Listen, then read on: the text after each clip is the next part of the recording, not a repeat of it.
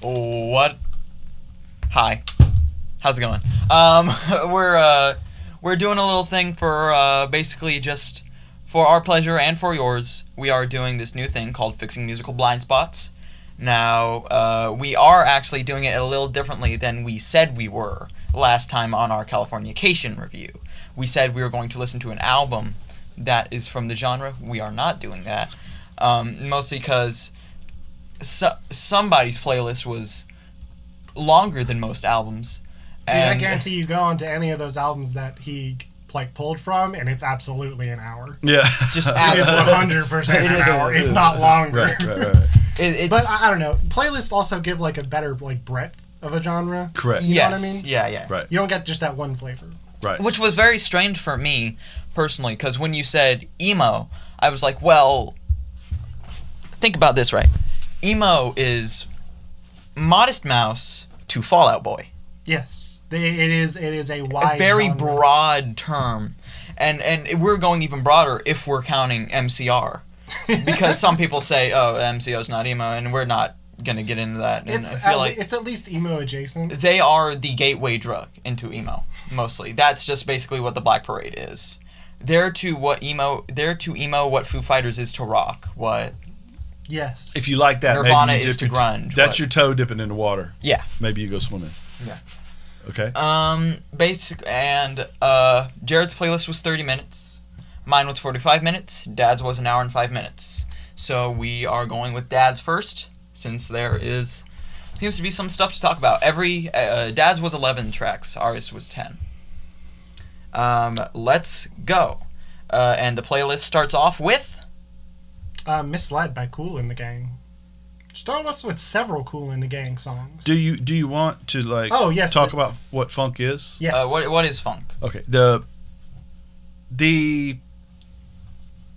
musical blind spot I chose to try to work with these guys on is funk music.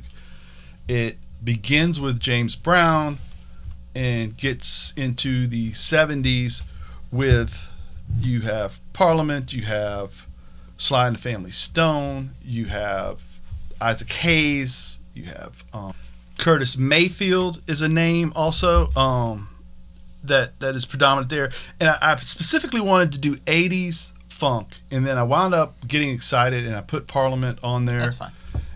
George Clinton is credited for being the first guy that is really just funk, or at least Prince credits him for that. And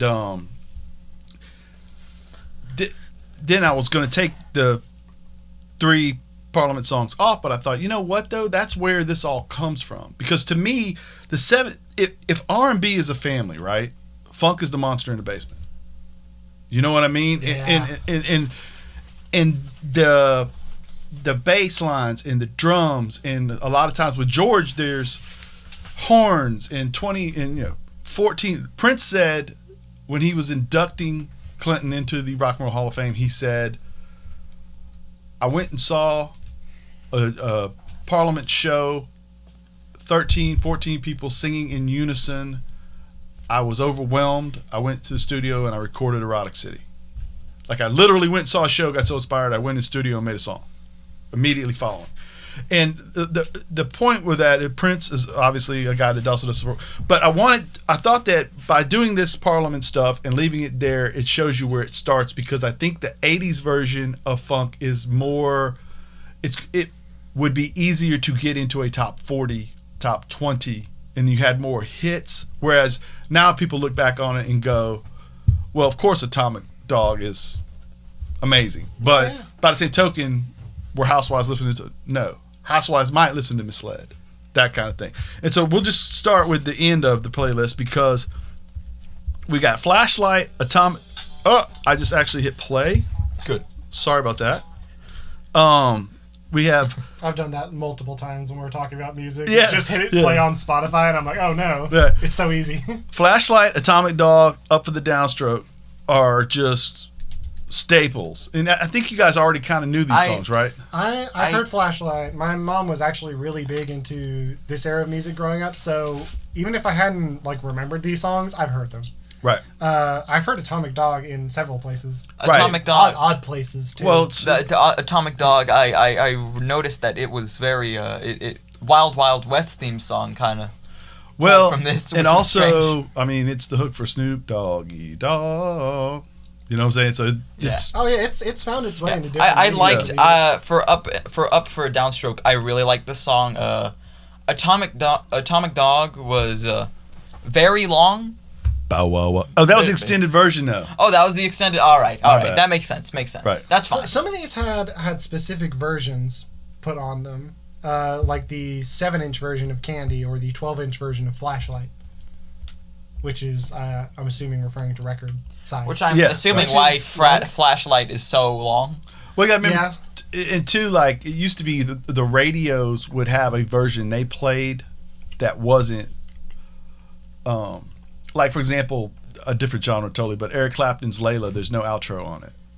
Blinded by the Light, there's no outro on it's that. the singles version. Right, well, of it, it's just- or radio edit. Radio edits, what it was, right? Correct. Now, you liked Flashlight, you liked Atomic Dog, you liked all that. I did. I liked them all. I liked them all. I did have problems with not big problems, but problems with Flashlight and Atomic Dog. They're just really freaking long. But Like cut off 3 minutes. Perfect. right, okay. He also, when you listen to George, Bootsy Collins being the bass player, he's fantastic. It has a bit of a space feel to it. You know what I mean? It's futuristic, and synths come in, and synths. Oh, dude, if you put synths in your music, I'm in love. Right, and this genre does really well utilizing synths Oh, and drum That's why machines he's and all such a that. Rush guy. Exactly. Correct. Now, okay, we're going to move on because Kool and the Gang goes from, they're involved in that early funk, right? Jungle Boogie, Hollywood Swinging, that's that. They get a new lead singer, J.T. Taylor. And he kind of bridges the gap and allows them to become a little more commercial-ish. Celebrate. I didn't even go with their hits here. These are hits for them, but not huge hits for them. Celebration, Ladies Night are huge songs. You know what I mean? Misled, I think, is just, dude, his voice is so, JT's voice is so smooth. Did you like Misled? Did you like Emergency? Dude, I liked all of these songs. I loved Emergency. I get that stuck in my head constantly. Right. My favorite was either Emergency or Candy.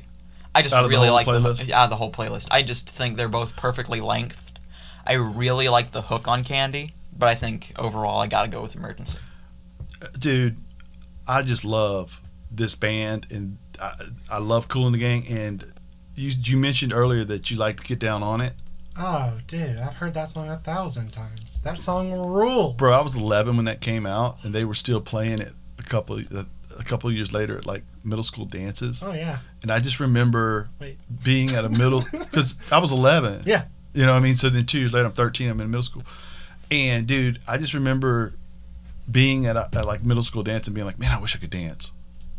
Because of this song. Yes. You know what I'm saying? And that's the funny thing about funk is when you listen to it, you totally kind of. Oh, my dude, I ended You up. wanna move. I was walking around. I was like literally doing laps around my house, just like grooving the entire playlist. And I was like, because I wanted to walk, and I was just doing it inside because it was super hot outside. But Yeah. dude, I was sweating. Yeah. We're going to When move Get on. Down came on it, I was heated. I was sweating. I was dripping. I was like, let's go. Yes. Moving on to what? Nothing. I was just Get I was some just cameo talking. songs. Cameo songs on here. Yes, Cameo. Former drummer, percussionist Larry Blackman puts together this group, and they bounce around with some stuff until 86 when they come off with Word Up and Candy. And those are great. And again, it's got a little bit of that. These are sort of pop songs with Yeah. really good bass. You know what I mean? I love them.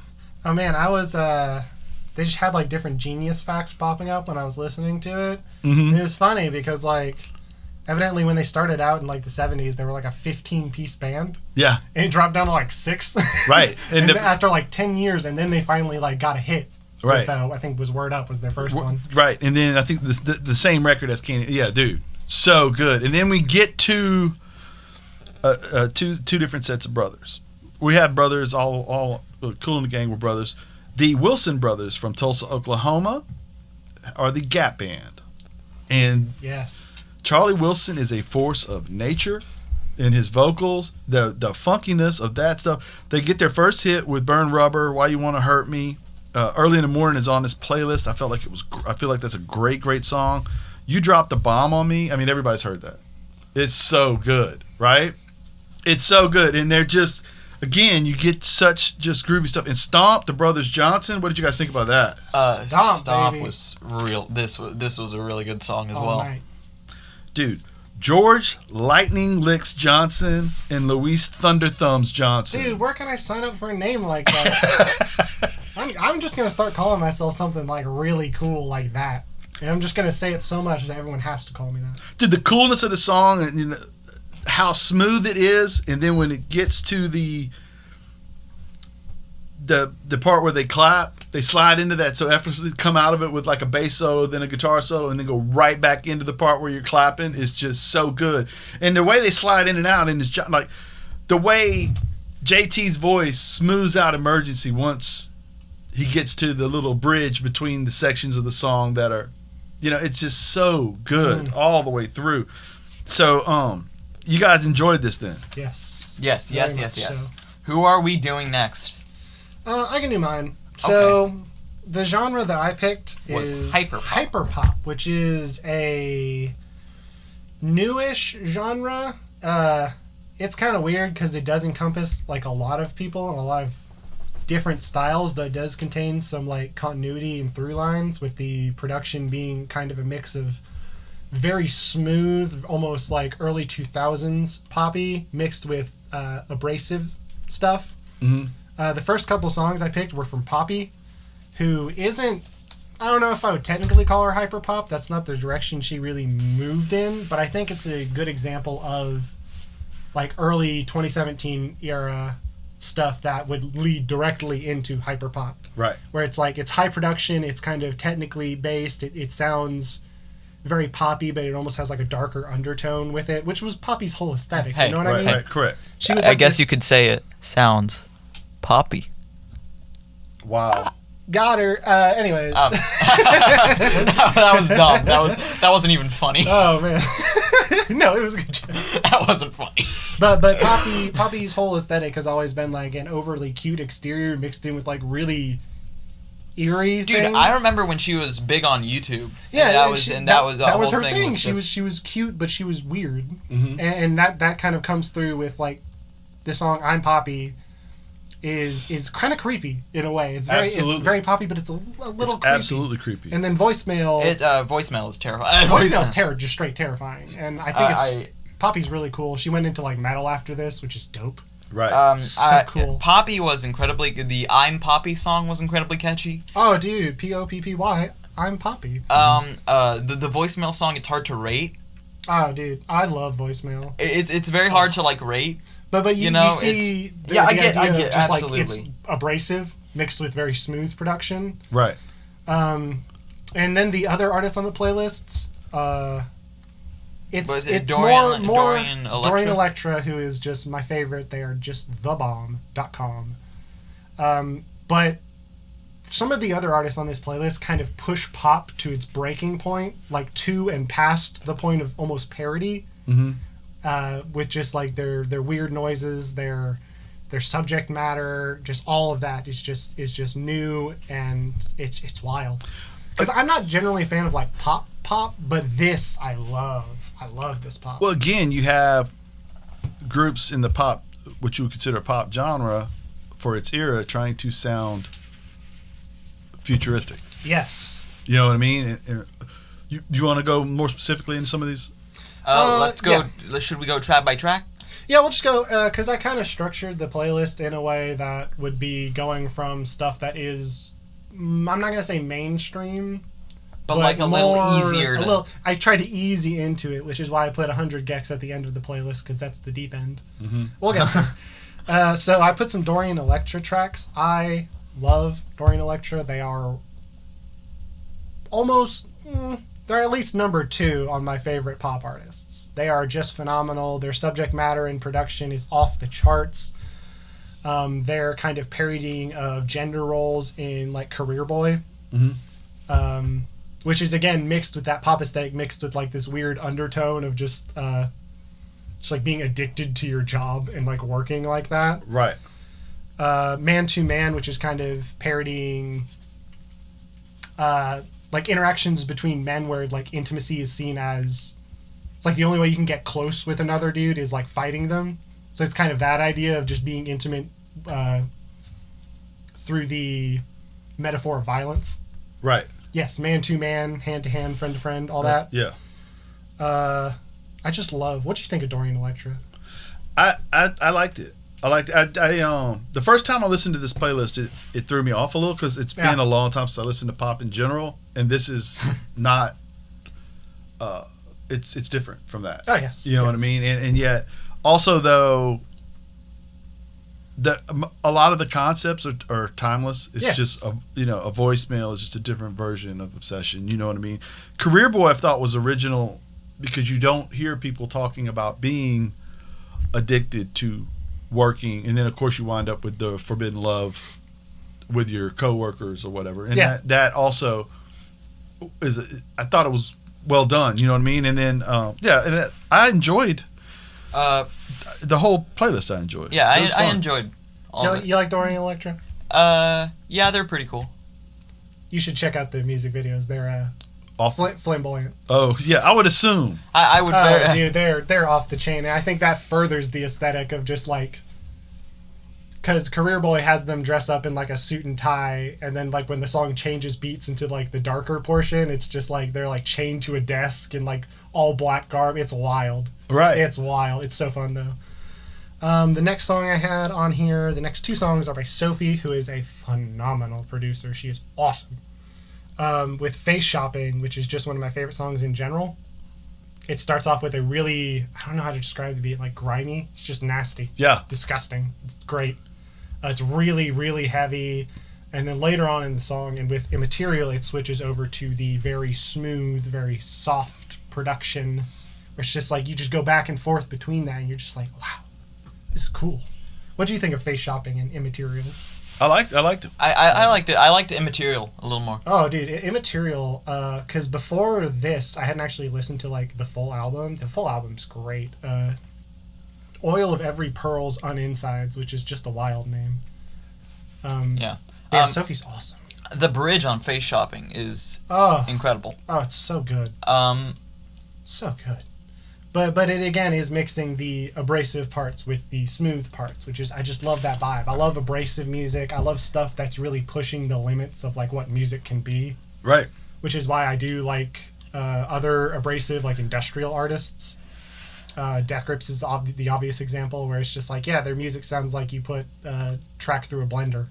Right. And spit it out and just turn the volume up. And it's like, yeah, but that's great. Actually, we might be talking about some of them in the battles. Yes. Then we have this was my whole sting. This was a sting operation to get you guys to listen to 100 Gex. It's been a ruse this whole time. So 100 Gex is, I believe, brother and sister duo, and I think I've described their music as the musical equivalent of drinking sand. Really? It's abrasive. It is, but I love it. I love it to death. I couldn't get enough of it. I can't get enough of it. It's when you show it to people, it's a thing. It's odd because it's such a mixture of like every genre from the early and mid 2000s put in a blender and just there. Yeah. So you get stuff like Stupid Horse, which is like ska. Right. It's like really heavy ska influence. And with that one riff from that one song. No, it's not the Blink-182 song. I think it's from a very early 2000s punk song. Yes. They take a lot of influence, and I feel like a lot of these artists do take heavy influence from early 2000s stuff in one way or another, whether it be the kind of like almost bubblegum poppy production up to ska and punk and stuff like that. Punk. Yeah, punk in quotes. What did you think of 100 Gex? I'm interested because it is a little out there. Well, it's funny because when you said that about it being musical equivalent of drinking sand. Right. You must have done your playlist properly because I tried to ease. I know Poppy Yeah. a little bit anyway. You know what I mean? And so then by the time I get to ringtone, it doesn't sound that Yeah, out you get of used to place in that group of. Which is I will why say I had though, it structured like that. Actually, I wanna say the first time when I around- first funny story with the 100 gecs that I had when I first heard them. I had not heard of Death Grips. I had not heard of JPEG. I had not heard of this entire hyperpop genre. I listened to it and I thought it was joke music at first. I literally I actually thought that it was like some random joke music that like a YouTuber made, like when they just completely mess up like how some people make fun of well, in quotations, what they think is mumble rappers by just putting auto-tune all over their voice. That's kind of what I thought it was. Yeah, but the more I And listened then I to left it, immediately. So catchy. And then But I it's left so immediately. catchy. Yeah, but And now that I'm, Cultured. But you were saying, Kev? is that the right word? I'm good. I quite like Stupid Horse. I think Stupid Horse was my favorite song on the thing. I love the ska influence on it. It's perfect. Stupid Horse is very good. Very good. I liked it too. I had a hard time picking which songs to put into this playlist from that album because I love all of it. It's all a little out there. It's all so fun. It's also catchy. Right. It's weird how it can be abrasive, but still at the end of the day, just get what music is about. And Right. get what that genre of music is about. It still encapsulates it perfectly. Right. It's catchy. It's fun. I love listening to it. It's like, damn. It's attacking the subject matter of the day, Yes. which some of these obviously some of these topics are timeless. Whether they, I love ringtone though. yeah. This I don't know. It's so sweet. Right. Um, Right. Yeah, Right. It is. Even if it's wrapped in a different package, it still is pop. All these songs are pop. Right. Correct. Absolutely. Alright, now we're going on to the final playlist. Now, I chose emo because I had heard about Jared. Not a genre that I'm wicked familiar with. It just wasn't. It was a little early for me. You were like a year past it, though. Yeah, I was. Yeah. I was. Because The Black Parade released in 2006. You were like... I was 10 at that point. So if I was like literally 2 or 3 years older, it would have been my jam. Right. Some of these songs were not, you did not miss by a little. No, some of them were before. I was born. You were like -2 months old when Pinkerton dropped. So yeah, believe it or not, I missed the train on the popularity of that one. There was no popularity of Pinkerton. Do you even know the backstory of Pinkerton? No, you just mentioned it joking. on our Weezer one, yeah. Just joking. We start off this playlist with Helena by MCR. My Chemical My Romance. Chemical Romance, MCR. That's just what they're called. My Chemical Romance is a good band name. It really is. MCR is also just like a cool acronym. Absolutely. It's cool. So is My Chem. And like MyChem. like literally any way you put that name, it's like you. They I just love made a good name. like Just I a really love good King name. Gizzard and the Lizard Blizzard, but you can't like shorten it. Yeah. Like If you say King Gizzard, you kind of have to say the rhyming words. Mm-hmm. yeah. It doesn't have the same what whimsical effect. what I loved about Helena was its this was actually the opener to Sweet Cheers for 3 cheers for Sweet Revenge. I'm sorry, this emo thing, They're just most good of them at had naming very things. long names. Oh, dude, yeah. Like That's part of hold it. on, like the opener to Fall Out Boy's first album was called Our Lawyer Made Us Change the Name of This Song So We Won't Get Sued. Very honest title, I gotta say. So that's just kind of like a weird trend that happened. To I be love fair, most of these don't have like super long. Teeth Like God's Shoe Shine is pretty much the longest. Yeah. Helena, I loved the how do you start off an album? You start off with a speedy pop punk thing, operatic chorus. I feel like I just love this song. I like this branch of emo a little better, where it is more theatrical in a way. Yeah, which is probably why you don't like Fall Out Boy. Yeah. Because their whole thing was that they weren't the all that. I don't know. It's just like I feel like if you're gonna be dramatic, you gotta like commit. And moving on, we have another classic, Never Meant by American Football. I love how this song completely fits in between sad and comfortable, and so seamlessly. I feel like emo as a genre manages to fit in that for the most part. This especially though. Basically the entire self-titled album is just so perfectly fit. It's like getting a nice warm hug from the void. Yes. How did you feel about this song? I like it. I mean, I've heard the opening riff to it a bunch, just in memes, yeah. In memes specifically, which is always funny. Just like I had heard Atomic Dog in like a video about someone making a sequel to Dogs. So someone, I don't know. I don't know. Where songs pop up, right? Yeah, it's so weird. I like this song quite a bit, though. I feel like I should listen to the whole album because of it. That might be a future episode. Yes. The Good Life by Weezer. Off of Pinkerton? One of my personal favorites off of Pinkerton. One of my personal favorites off this playlist. I think I said everything I could say about this song on the Blue Album versus Pinkerton episode, which is up on YouTube, I believe. And it's just so hopeless and disjointed in a good way. Yeah. Which is pretty much... It's sad. It's about he doesn't want to be an old man anymore. He doesn't want to have the responsibilities and stuff that he has now. He just wants to go back to partying. I feel that. He can't stop partying is kind of the issue. Right. That was good. That was a good joke. I love that. That was a good one. That was a good one. That was a good one. That was a good one. I guess you could say it was a rad joke. Got it.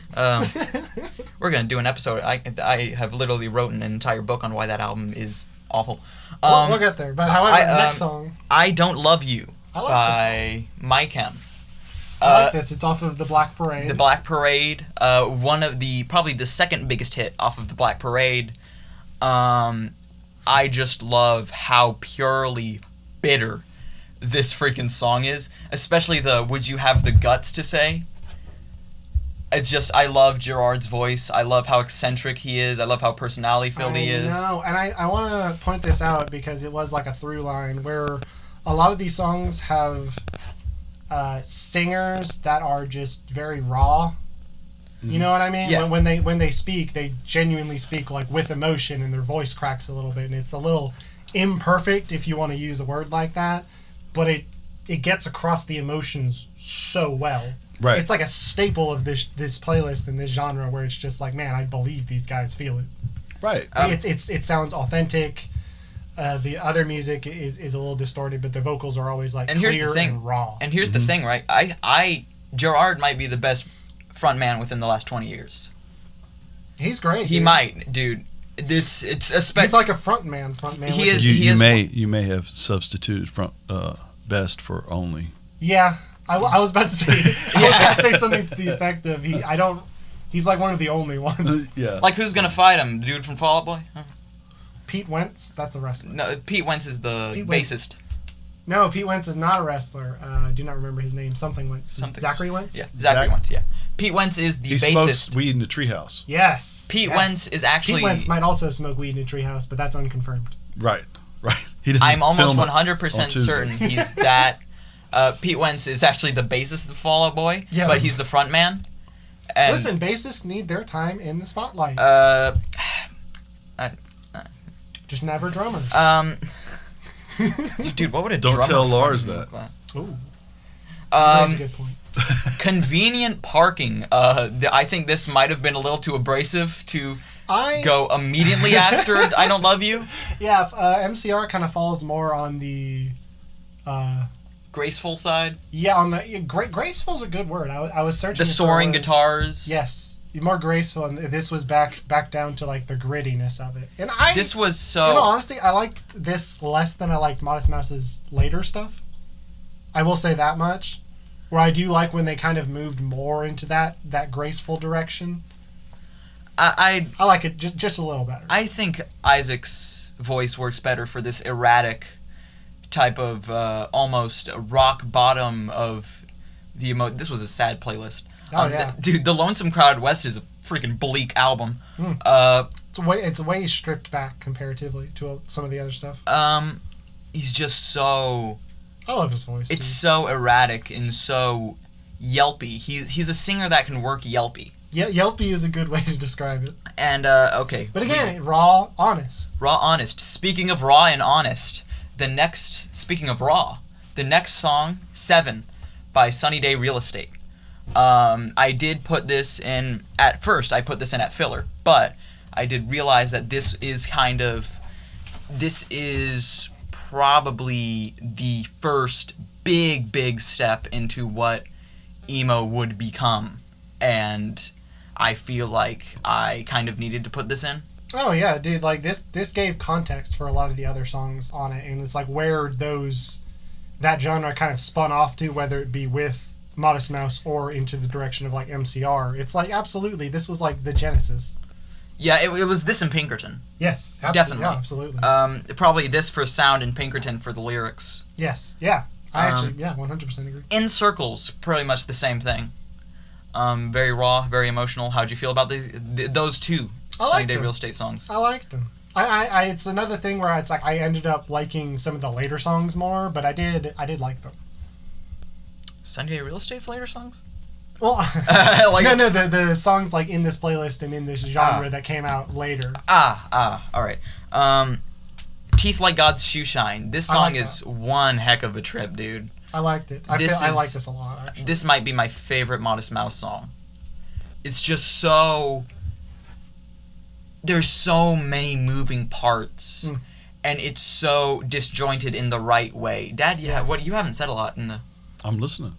It's so disjointed to me in the right way. Yes. I do like the symbolism. I like the visual aspect of the man with teeth like God's shoe shine. I think that is just an incredibly awesome lyric. I love that lyric so much. It's very evocative. You did skip over Sweetness. I did skip over Sweetness, but that's because originally Sweetness.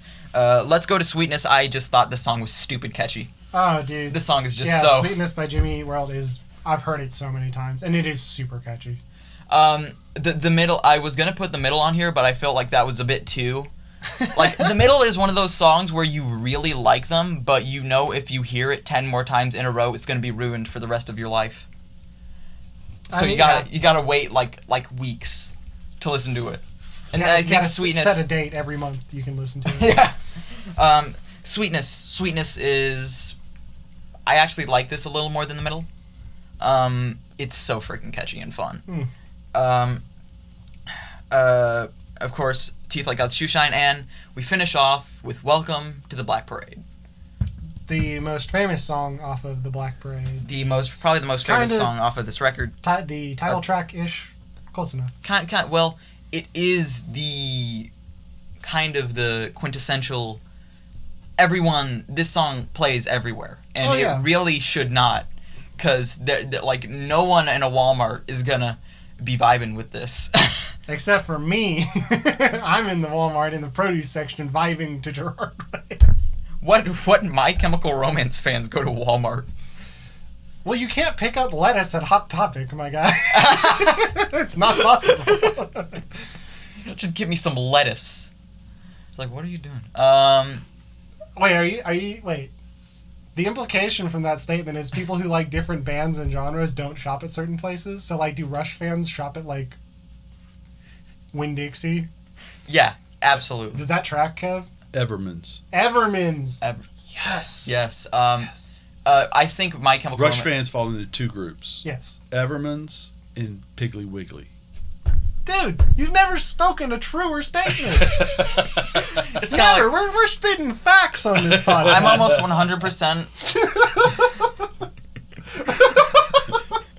I'm just losing my mind. It's like someone shows up with an MCR shirt at Walmart and they turn him away. No. Like, no.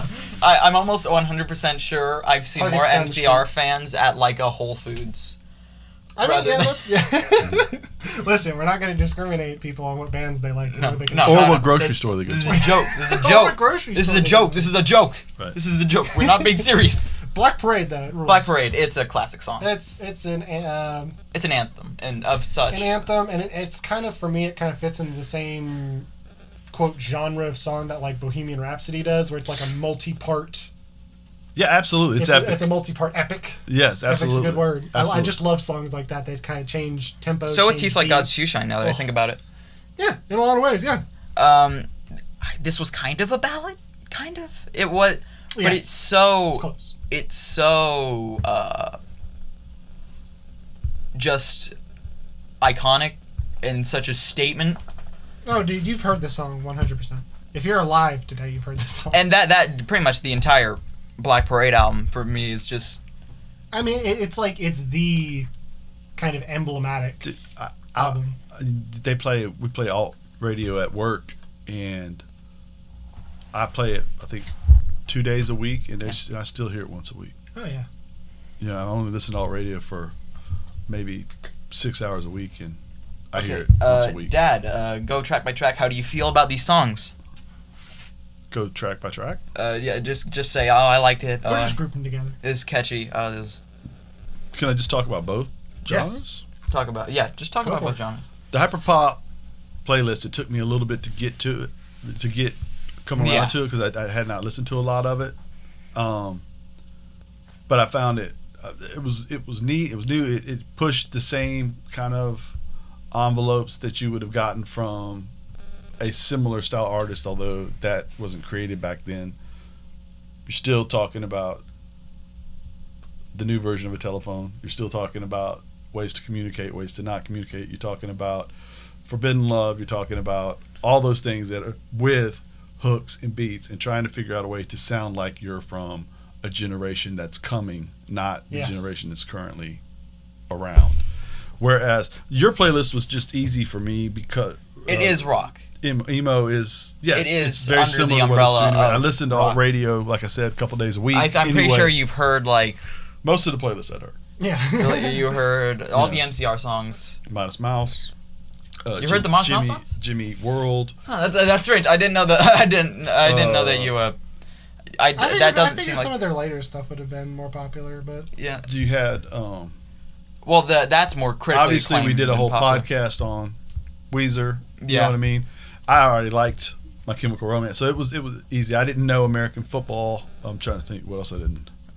You didn't know Sunny Day Real Estate? Most Nope, likely. I did not know them at all. I enjoyed that too.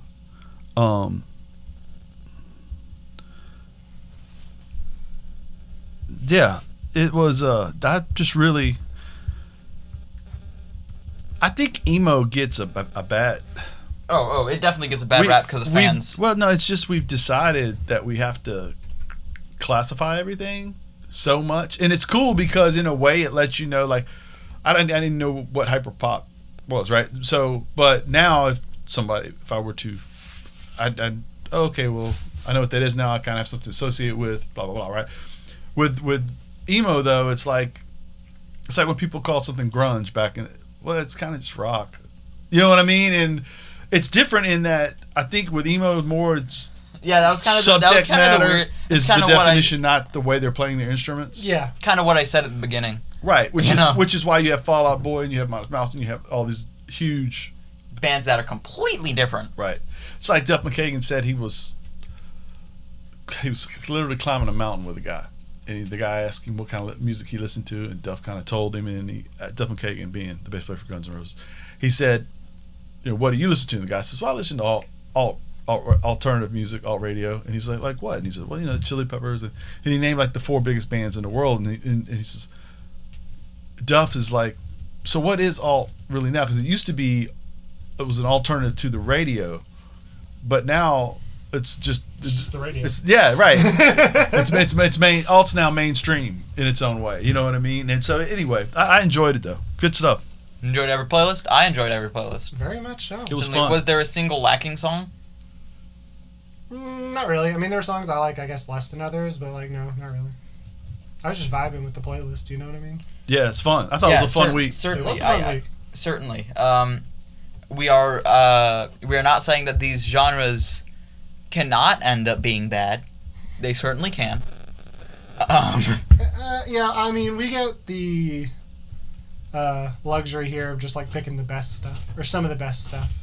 Absolutely. So yeah, I mean, there's always like music, but all this stuff was dope. I love it.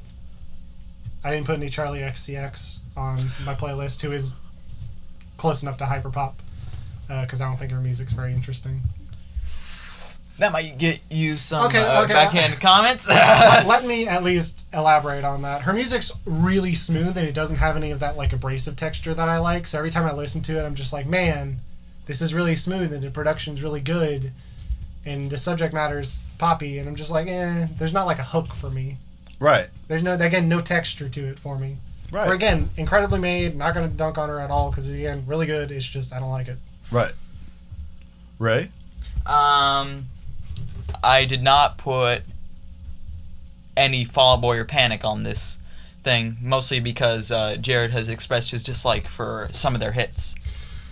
Panic at the Disco has just overplayed songs for me, and I don't. Weirdly enough, I don't like how dramatic they are. Right. There's a limit for me to that, and that's past. The So point it's the where completely just, so it's the completely opposite problem with Fall Out Boy. yeah, where it's too much. It's too And much, I- and then it's I don't know. It's too little for Fall Out Boy, and Yeah. it's just Fall Out Boy are just kind of dudes, you know. Fall Out Boy is just kind of a couple dudes. Like It really is like that. Like I mean, it's kind of so crazy how far MCR is above those guys. I'd say MCR more with Jimmy Eat World, Saves the Day, American Football rather than Panic and Fall Out Boy. I'd say they're more in line with, because I like Fall Out Boy, but they never had a Black Parade. Like Panic never had Black Parade. No, not something that's so grand in scale. Dude, rock operas. They never had an album Well- so good it literally defines your genre. Yes. Well, I mean, they're going to be around for centuries, so. That's a valid point. You could have mentioned a better Fall Out Boy song. You know that, right? Like you could have. Hey, listen. Timely references. The song's from 2014. Dude. Moving along, we are going to do some battles. This is just a little fun little thing that we like to do now. We are going to start off with probably the easiest question on here. This is the classic numbers bands battle. Sum 41 versus Blink 182. You're going to have to sit this one out. I don't think... Don't know that much about I almost said Sum 182. Sum 41. You can say Sum 182. That's fair. Same band? Yeah, exactly. Negligible. Sum 41 kind of... all for Sum 41, say aye. All for Blink 182, say aye. Aye. Blink 182 just had better hooks. I Good mean, deal. Sum 41 never really had a song as iconic as I Miss You. Where are you? Listen, it's good. And dude, Sum 41 are fine. They're a good little pop punk band. That's kind of... Just not... Blink were more than that. Yeah. And they were kind of more than some were. Now, moving right along, I like to call this segment Jared Torture. All right. Hit me with it. JPEG Mafia versus Kids See Ghosts. I saw them in the Suggested Artists together. I really like Peggy. But I'm going to go with Kids All See all Ghosts. for Peggy, say aye.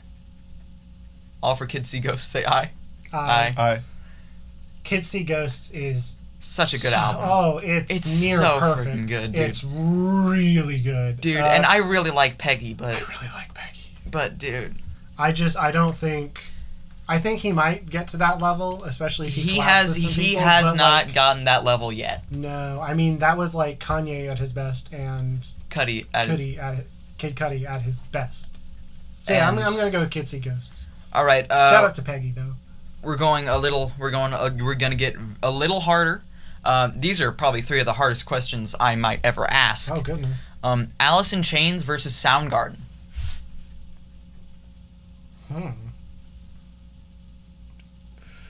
All for Alice in Chains, say aye. Aye. Aye. All for Soundgarden, say aye. He's still deciding. I'll go with Soundgarden. All right. Because I know you're real big into both these bands. Yeah, These are also two of my favorite bands from the Big Four. Like I've always kind of viewed them at the same level. This is completely balanced on personal taste. This battle is just but every time I go back to an Alice in Chains album, I go, Jesus, that is dark. In a good way. Yes. You know, I forget how dark Alice in Chains albums are before I go to listen to them. It ain't Alice in Wonderland. It's Alice in Chains. Chains. Jared, do you know why? I guess I've just liked more Alice in Chains songs. I mean, then not to bury Soundgarden again. This is... sorry to cut you off, Jared, but as I was saying, this is just completely built on personal taste. Yes. And I completely understand Soundgarden. Yes. Yeah, they're great bands.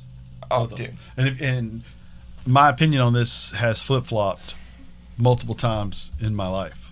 Like, nothing was better than Alice in Chains to me at one time. And when Super Unknown came out, I would have told you pretty much the same thing about Soundgarden. You know what I mean? Yeah. But, okay, let's go on. What's next? Let's go Eagles versus Fleetwood Mac. Oof. This I is a don't tough know that one. much about the Eagles, but I don't think I'd ever pick a band over Fleetwood Mac. All for Eagles, say aye. Aye. All for Fleetwood Mac, say aye. Aye. Again, personal taste completely. Yeah, Hall of Fame bands. It's rumors. It's rumors. That's pretty much all I have to say. I mean, in all honesty, that would also be most of my argument. Yeah. Although, again, I haven't listened to that much Eagles. They did Fly Like an Eagle, right? That's Stevie Miller. Interesting. Hotel California Yeah. would be the Eagles. Yes. And a number...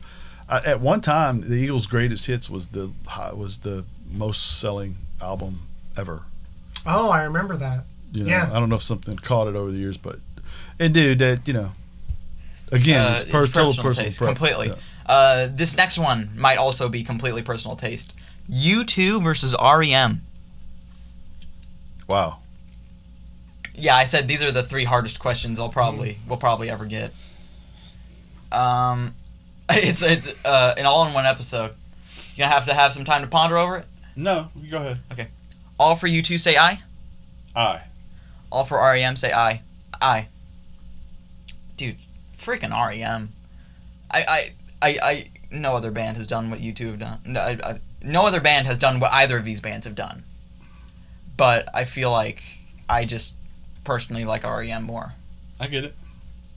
I mean, the thing about U2 is now they kind of somewhat now get judged by that iTunes thing they did. well, and just the fact that they continue to make music, right? Whereas REM kind of at a certain point was like, you know what, we're done. And when you continue to work, a lot of times as you get older, the edge comes off. The edge wears off the sword. You know what I mean? Whereas you listen to early U2, and that's very Joshua Trees. yeah, better than Unforgettable Fire. It's great too. And then Achtung Baby is its own version of a rock opera where he creates a character, the Fly, and becomes that and tells. And some of those songs on that album are like read the lyrics and listen to one sometime. It's a nice little ballad, but it's good, man. It's real good. Dude, Bono is both great. Both of these bands are incredible. Michael Stipe is great, and the beautiful thing about these bands is they ask you to think when you listen to their music. And I think too, to some degree, isn't that where emo winds up? You know what I mean? Asking you to think about life and its challenges. I wouldn't go so far to call U2 an emo band, but no, but but if you were listening to War or some of that stuff prior to Unforgettable Fire, before, yeah, you know what I'm saying? Yeah, no, I was just saying something as a joke, but they and REM are the beginnings of what would be alt music, alt emo punk. I believe pop, what was it? Rock. Yeah. Exactly. Yeah. Operas. Alt emo punk pop rock opera.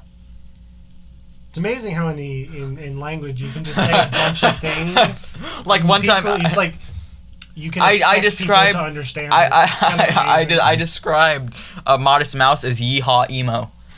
Yemo. You can just put words in whatever order you want. Come up with a new genre. Now we're gonna go with the hardest question ever: System of a Down versus Godsmack, baby. All in favor of Godsmack, say aye. Aye. Aye. Stand Alone. There we go. And we are, if you're wondering... You know what my favorite Godsmack songs are? Go away, keep away, stay away. Dude, you're shooting on Godsmack? Shooting on Godsmack. On Not Sully? in this house. On Sully? Dude, that's probably the nicest way I could diss Godsmack. That's probably the nicest way anyone on the internet has ever dissed Godsmack. Now, we No, are no. going to, at some point, do a discography on System of a Down, right? Hold on. At one point, it might not be this month, it might not even be this year, but definitely at one point. Yes. Yes. A deep dive A into what makes discography them dive tick in. and what makes them not tick. I don't really think they have a bad album, though. Extended podcast. EP. Maybe I'll just type the podcast in with 2 words. Yes, they're bad. They suck. Yes. Exactly. They suck eggs. Eggs. 2 words for you. They suck eggs. All right, I'm what we just got? as confused as Edge is. Yes. We're having fun here.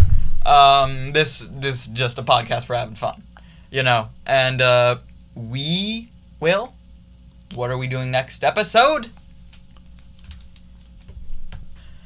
We're gonna start a new series called Favorites. Basically, it's an album that the person whose favorite it is thinks is perfect, And we judge it harshly and have them... No, we're just going to talk about no, it. that basically the person says they're going to talk about what everything they love about said album, and then the people who is not their favorites or I've not really known to a it, lot. Basically, just talk about it. Yeah. Just critique it, whatever. That ruin an album for somebody, you know, shout in their face, Probably not. punch them. Probably no. That's in the Snyder Cut? Yeah, in the Snyder Cut of the podcast episode, there will be violence. However, on the regular cut that you'll hear, no. Which I think we'll just be talking. Which about favorite music. are we doing? I was going to pick one of Kev's faves for Run DMC's "Raising Hell." All right, Ray, you're not allowed to say that. You Don't have to say that. "Raising Heck." Raising Frick, Raising Frick. raising Roblox. There we go. Um, But yeah, I don't know a whole lot about Run DMC. I'm familiar with their like real popular stuff, but I think they've always been really interesting to me as a group. I'm not Seems gonna. like they're all really talented. And they're kind of the genesis of commercial Yeah, rap, you know. So that's a big deal yeah, big deal. because Um, it killed rock and roll yes. In the same way that video killed the radio star. exactly the same way.